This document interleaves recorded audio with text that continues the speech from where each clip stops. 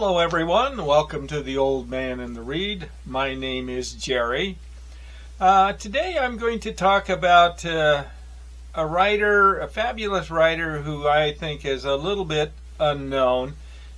His name is Iain Pears, and he's a English art historian as well as a novelist. He was born in 1955. But just wrote some fabulous mysteries, murder mysteries, all based around art. They're historical novels, or most of them are historical novels that are based around art theft, and usually include a murder of some sort. They're very intricately detailed stories, lots of just little nuances that involve a little bit of history, more of a history lesson sometimes, and just with some really very well developed characters, and with a bit of a mystery to have to solve while you're reading. Now, he wrote a series of books that were titled the Jonathan Argyll series, and he wrote quite a number of those, but I think I've only read 3 of them, but I've read most of his other books. So I'll show you the books I've read and say something about them.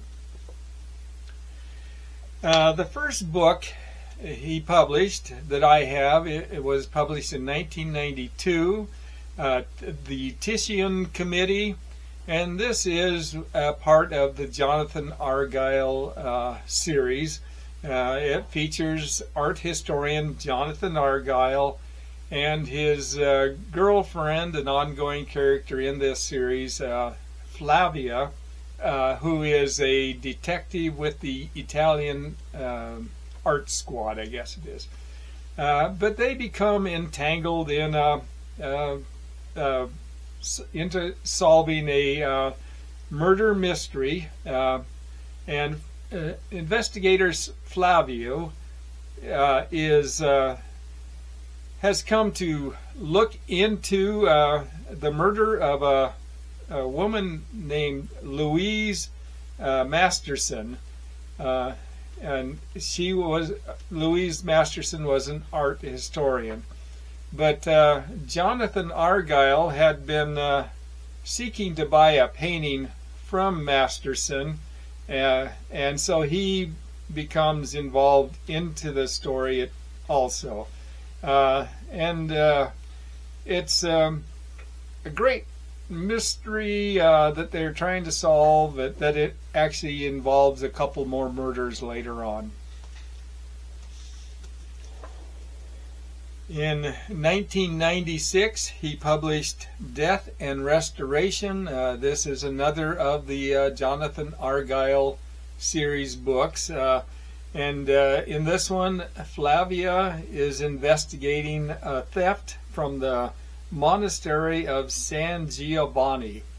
And she has the help of her boyfriend, Jonathan Argyll. But they're trying to determine why a minor icon of the Madonna had been stolen, but an expensive Caravaggio had been left behind.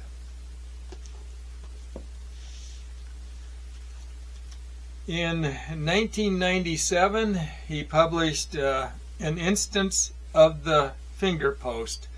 This is an absolutely fabulous book, just a really well-written, great mystery to solve.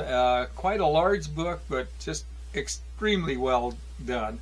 This takes place in 1663 Oxford, England, and it's about a prominent member of the Oxford community who has died from poisoning. Now, there's a poor young woman who had been arrested for the crime and hung. But the story then goes into 4 different narrators telling each a different story. They have each have their own little twist to it and a different conclusion and answer for the murders. It's just a brilliantly told murder mystery, and it's full of political intrigue and religious disputes.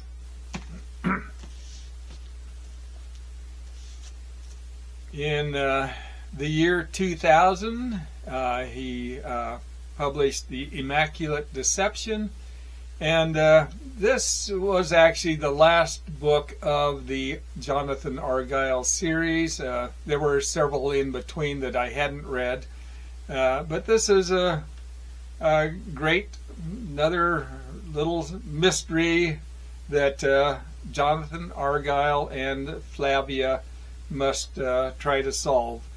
But there's an anti-government rebels who have stolen a painting and are demanding a ransom for it.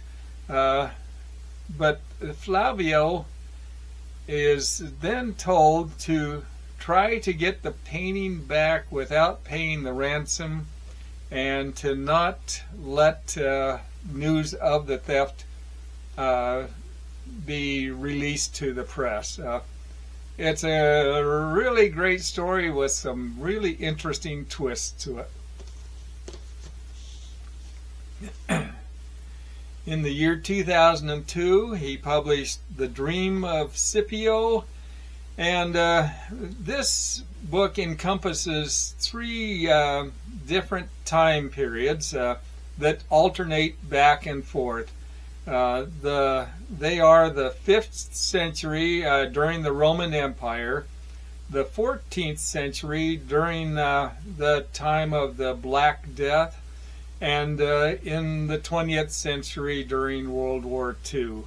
The story follows three different men, each in the different time periods, and it's based around a manuscript titled The Dream of Scipio. Much of the story involves political and religious issues, and it really, the story is about the moral choices that are made during times of crises. In the year 2009, he published Stone's Fall. This is about a financier, John Stone, who has fallen to his death out of a window. And the story is told by multiple narrators, and each of them are in different time periods. They each try to illuminate the mystery of who killed John Stone and why.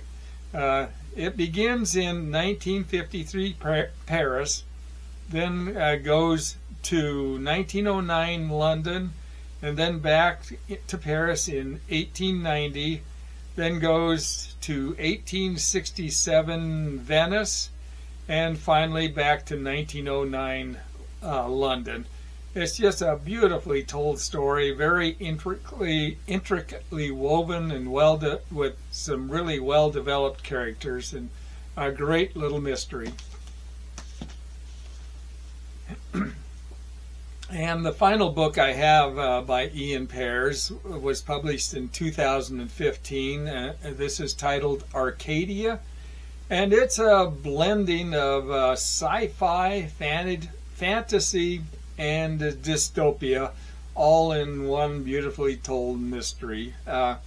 It begins with a young Rosie Wilson who is searching for a cat in a Professor Jenkins' basement when she walks through an iron pergola and sees a young shepherd who is looking back at her and thinks that she's a fairy. Then Pears takes us through three distinct worlds One is a utopia called Anterworld. Another is a dystopian society of industrial complexes in a very bleak and blighted landscape, and the final takes place in early 1960s. But it's another just beautifully told story. There's a time machine involved, and it's just a really great story. So those are the books of Iain Pears that I've read. A great writer, just wrote some very detailed and beautifully written stories, mostly murder mysteries or mysteries, and wonderfully told. But anyway, I'd like to thank you for watching the video, and hopefully I'll see you on another one. Thank you.